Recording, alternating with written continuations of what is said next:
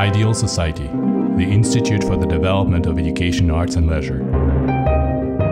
An improvement for all of us. My experience of I.D.E.A.L is varied and always deep and rich. It's a chance for me to come and experience nature in the magnificent Canadian Rockies. It's a chance to meet up with members of a group, of a community, who are intelligent, mature, often funny, playful, and very purposeful and committed to an ideal, which I deeply appreciate, of values that are humane in nature, ethical, spiritual. And so I get a chance to spend time with people who are very much, in a way, on the same path as me. I founded an organization in New York City called A Better World.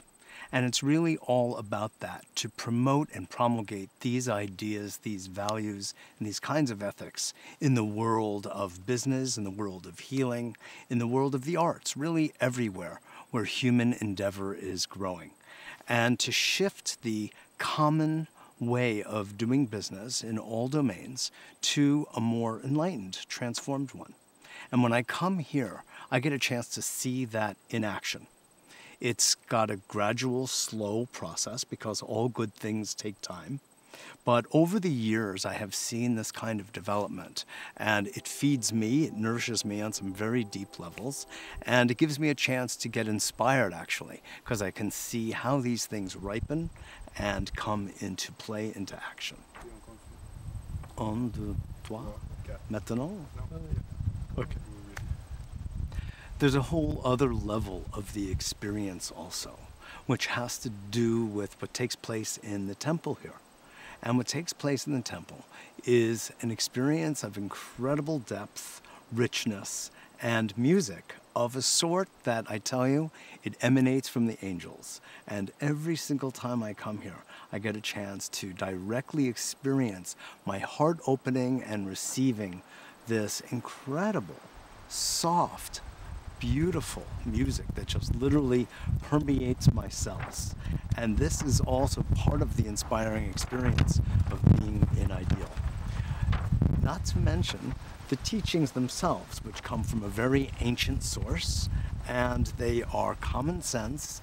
They accord with my own instincts about what reality is about, and really further inspires me to kind of carry on the life that I'm living outside of here in New York.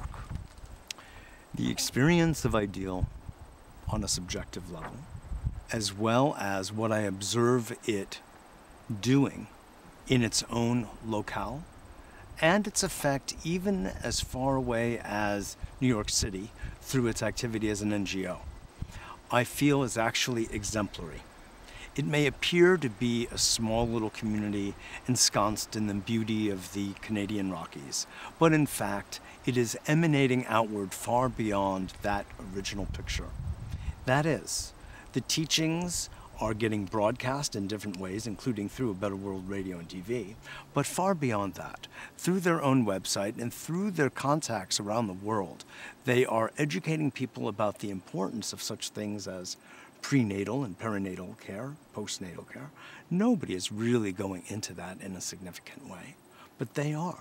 That's a lot of what I.D.E.A.L wants to bring forward into the world, as well as the importance of the arts. So they are actually directly related to the important values that the larger society really needs to embody more and more.